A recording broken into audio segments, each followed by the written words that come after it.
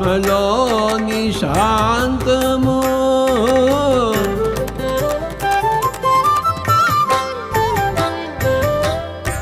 ఆత్మలోని అభయము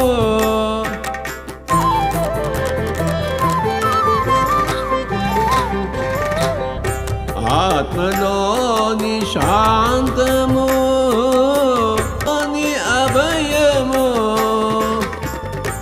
ఆత్మలోని శాంతము. స్వాధ్యాయ ప్రియులకు జ్ఞాన స్వరూపులకు హనిత నమస్కరిస్తూ ఈరోజు 22వ రోజు new energy by the Revathi Devi garu. పత్రిక ఎందుకు పుస్తకాలు చదవమంటారు అనేది బాగా అర్థమవుతున్నదండి. ఇది నా 31వ పుస్తకము ఆడియోస్ చేయడంలోను. అయితే మాస్టర్స్ ఇక్కడ ఒక చిన్న విషయం పత్రిక చెప్పింది గుర్తొస్తుంది. వినాలి, మళ్ళీ మళ్ళీ చెప్తాను, మళ్ళీ మళ్ళీ వినాలి అన్నారు. ఇలా ఎందుకు ఆయన ఊరికే ఏది అనరు అనిపిస్తూ ఉంటుందండి నాకు. ఇది ఇప్పుడు చాలా మంది చదివేసిన బుక్కేనండి, న్యూ ఎనర్జీ ఎసెన్షియల్. కానీ ఇప్పుడు ఎసెన్షియల్ నాలెడ్జ్ ఇది. చాలా మంది చాలా ప్రాబ్లమ్స్ బాడీ వైజ్గా తెలియచేస్తున్నారు. ఏంటి ఇలాగ మార్పు ఏంటి అని అడుగుతున్నారు. అవి తెలియాలి అంటే ఈ 2 పుస్తకాలు న్యూ ఎనర్జీ ఎసెన్షియల్, మహావతరణ, మళ్ళీ కాస్మిక్ షాక్స్ అనేది ఎసెన్షియల్ మాస్టర్స్ చదవటం అనేది. ఒక్కసారి ఆడియోస్ ఉంటే ఆడియోస్ వినొచ్చు, లేదు అంటే బుక్స్ ఉంటే మాత్రం ఒక్కసారి రిఫర్ చేయటం అనేది ప్రజెంట్ సిచ్యువేషన్లో అవసరం అండి. Thank you very much. ఇంతవరకు ఏకాంతంలో రహస్యంగా ఉండిపోయిన భూమి త్వరలో అందరి దృష్టికి వస్తుంది. అద్భుతమైన పని ఇక్కడి జరిగిందన్న విషయం ఒక్కసారిగా గప్పుమంటుంది. మన పరిభాషలో చెప్పుకోవాలంటే ఆవల వైపు వాళ్ళు న్యూస్ పేపర్ హెడ్లైన్స్ లో వస్తుంది మన విషయం. ఇంతవరకు అన్ని విశ్వాలకు చెందిన కొందరి దృష్టి మాత్రమే మన మీద ఉండింది. చాలా మందికి అసలు ఇక్కడ ఒక జీవరాశి ఉన్నదని కూడా తెలియదు. సమీపాన భవిష్యత్తులో 2012 సంవత్సరంలో మనం ఉన్నత స్థాయి ప్రకంపనకు చేరగానే చాలా భారీ ఎత్తున మన గురించిన వార్త విశ్వాలకు వ్యాపిస్తుంది. అప్పుడు అందరూ ఒక్కసారిగా ఆశ్చర్యపోతారట. రహస్యంగా ఎంత గొప్ప ప్రయోగం విజయవంతంగా జరిగింది ఇక్కడ.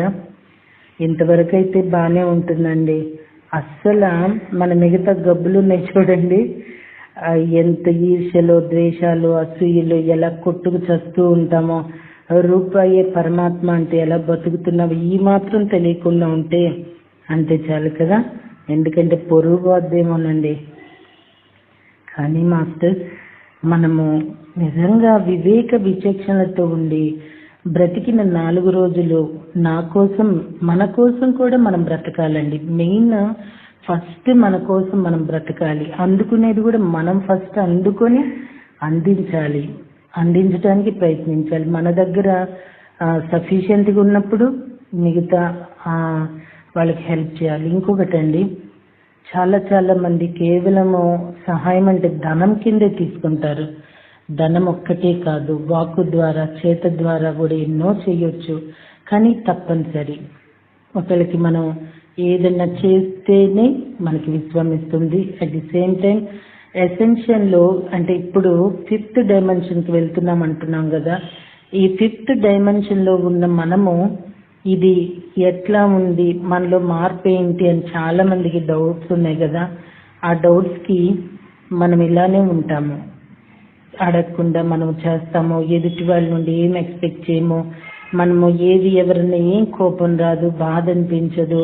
అవి మనం పట్టించుకోమండి. అసలు మనకి ఎలా ఉంటుందంటే, ఇప్పుడు తుకారాం ఉన్నాయండి, ఆయన మట్టి తొక్కుతూ హరినామస్మరణ చేస్తూ బిడ్డ ఆ మట్టిలో పడిపోయినా కూడా చూసుకోకుండా తొక్కేస్తూ ఉంటాడు.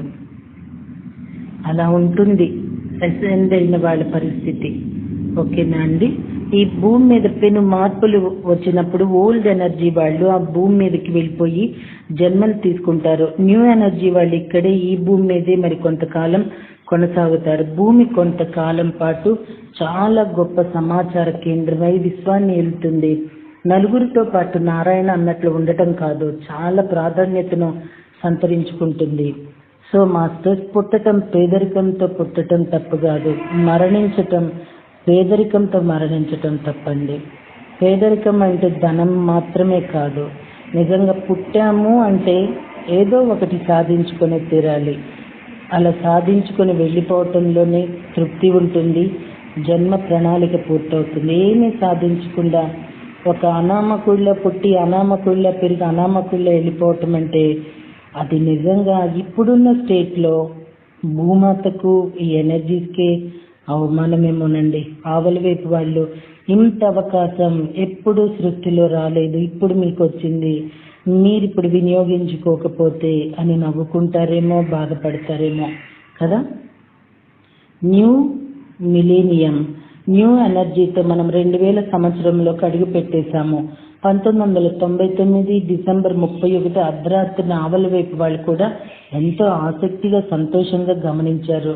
2000 జనవరి 1వ తేదీలోకి అడుగు పెట్టేశాం. కొత్త మైల్ రైన్ దాటేశాం. ఇక కొత్త మార్గాన సాగాలి. విలన్ల కుట్ర మనకు బయటికి చెప్పని మన కథల్లో విలన్లు ఉన్నారు. వాళ్ళే బ్లాక్ టీషర్ట్, సరి స్వపూలుగా, రెప్టిలియన్లుగా, ప్లేడియన్లుగా వివరించింది వీళ్ళ గురించే. ఈ నల్ల చొక్కాల వాళ్ళు విలన్లు కాదు, వాళ్ళు పోషించింది విలన్ పాత్రలను. అది మన అంగీకారంతోనే. వాళ్ళు కూడా మనలాంటి గుడ్ బాయ్స్ కనుక వాళ్ళను ద్వేషించవద్దని ప్లేడియన్లు చెప్తారు. టొబేస్ కూడా చెప్తాడు. ఎవరు ఏ పాత్రను పోషిస్తున్నారో ఆ పాత్ర వాళ్లకు చాలా ముఖ్యమైనది. పాత్ర పరంగా గెలవాలని కోరుకోవటం తప్పు కాదు కదా. పైగా వాళ్ళు అంత గట్టి పోటీగా నిలబడ్డారు కాబట్టి ఆ పోటీని ఎదుర్కోవటం కోసం మనం స్థిరంగా ఉండటం నేర్చుకున్నాము. కనుక ఎంత విలనిని ప్రదర్శిస్తే అంత విలన్ పాత్రకు అంత న్యాయం చేకూరినట్లు. కాబట్టి ఆ నల్ల చొక్కాల వాళ్ళను మనం ద్వేషించరాదు. రాజనాల పాత్రను, అమరీష్ పూరి పాత్రను అయిష్టపడాలి కానీ రాజనాలను, అమరీష్ పూరిని కాదు కదా. వాళ్ళు మంచివాళ్లే కదా. ఇది అంతే మరి. న్యూ ఎనర్జీతో మన నూతన సహస్రాబ్దిలోకి అడుగు పెట్టేసరికి నత్తనడకలు నడుస్తున్న వాళ్ళ కార్యకలాపాలు వేగం పుంజుకున్నది. సో అండి, ఈ బ్లాక్ షర్ట్స్ వాళ్ళు కూడా చాలా చాలా మనకన్నా కూడా శక్తివంతులు అంటండి. ఒకటి మాస్టర్స్, మనం ఇప్పుడు చెప్తున్నాం కదా, ఎవరైనా గిచ్చేవాళ్ళు గిల్లేవాళ్ళు ఉంటేనే మనం ఎదుగుతామని. మన ఇట్లానేనండి మనం కోరుకున్న కథ అది కూడా. అలా ఉంటేనే మనం ఎదుగుతాము అనేది ఒకటి సాగుతుంది. న్యూ ఎనర్జీ అంటున్నారు. ఇంకొక న్యూ ఎనర్జీ వస్తే బాగుంటుందేమోనండి. ఇట్లాగా మనిషి అనేవాడు తనకి తాను ఎదగటానికి ప్రయత్నించి ఈ పారాసైటిజం, ఇట్లా బ్లాక్ షర్ట్స్ అని, గిల్లేవాళ్ళు గిచ్చేవాళ్ళు, వీళ్ళు నా జీవితంలో ఉండబట్టి నేను ఎదిగానని ఇలాంటి మాటల నుండి కూడా మానవుడు స్వశక్తితో, స్వసకారంతో, ఆత్మస్థైర్యంతో, ఆత్మస్థితిలో స్థాయిలో ఎదుగుతూ ఉండటం జరిగితే ఎంత బాగుంటుందో కదండి. నాకు ఎందుకో అలా అనిపిస్తుంది. మరి మీకు కూడా కదా. వరల్డ్ ట్రేడ్ సెంటర్ కూల్చివేత. న్యూ ఎనర్జీ బలపడితే వాళ్ళకు కష్టమైపోతుంది. అందుకే నల్ల చొక్కాల వాళ్ళు తమ పాత్రోచితంగా మనకు హాని చేయాలని, మనం వెలుగు చూడకుండా జ్ఞానవంతులను కాకుండా చేయాలని సాయశక్తిలా ప్రయత్నించారు. అందులో భాగంగానే 2001 సెప్టెంబర్ 11వ తేదీన అమెరికా టవర్లు కూల్చివేత జరిగింది. మతం పేరు చెప్పి యుద్ధాలు చేసుకోవటం అజ్ఞానం కాక మరేమిటి? అజ్ఞానాన్ని జ్ఞానమని భ్రమపడుతూ అజ్ఞానంలోనే కూరుకుపోవటం కాదా అది? అదే ఆ నల్ల చొక్కాల వాళ్ళ పని, వాళ్ళ పాత్రోచితమైన కార్యం అది. టవర్లు కూల్చివేతతో ద్వేషాలు రగిలివి, గొడవలు జరుగుతాయని వాళ్ళ ఆలోచన. ఎంతో కాలంగా ఎంతో పకడ్బందీగా వేసిన ప్లాన్ అది. మంచి పనులు మానవుల ద్వారానే ఎలా జరగాలో చీకటి పనులు కూడా మానవుల ద్వారానే జరగాలి. దానిని ఆచరణలోకి తేవడానికి 3 మతమౌఢ్యాలు దొరికారు వాళ్లకు. అమెరికాను కోలుకోలేని విధంగా దెబ్బతీస్తే అల్లాహ్ తమను మెచ్చుకుంటాడని, తాము చనిపోగానే చేతులు చాచి ఎదురు వస్తాడని, తన రాజ్యానికి మేలు చేసిన 3 కలిసి ఉత్సవం జరుపుకుంటాడని వాళ్ళకు బాగా తలకెక్కేలా బోధించడం జరిగింది. మనలాంటి అజ్ఞానపు మనుషులే కదా ఆ 3 జీహాద్ కోసం ప్రాణం పోవడం లెక్కలోది కాదనిపించింది. వేలాది మంది ప్రాణాలు పోగొట్టుకోవటం సబబేననిపించింది వాళ్లకు. మనకి పూనుకున్నారు. అంతవరకు చీకటి శక్తులు అనుకున్నది చక్కగా జరిగింది. అన్ని చోట్ల వెలనే గెలిస్తే హీరోలు వారి గొప్ప ఏముంది?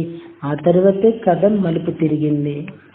ఓకే మాస్టర్స్, మళ్ళీ మిగతా జ్ఞానము ఊహించని అనుభవము అనేది రేపటి ఆడియోలో పంచుకుందామండి. Thank you.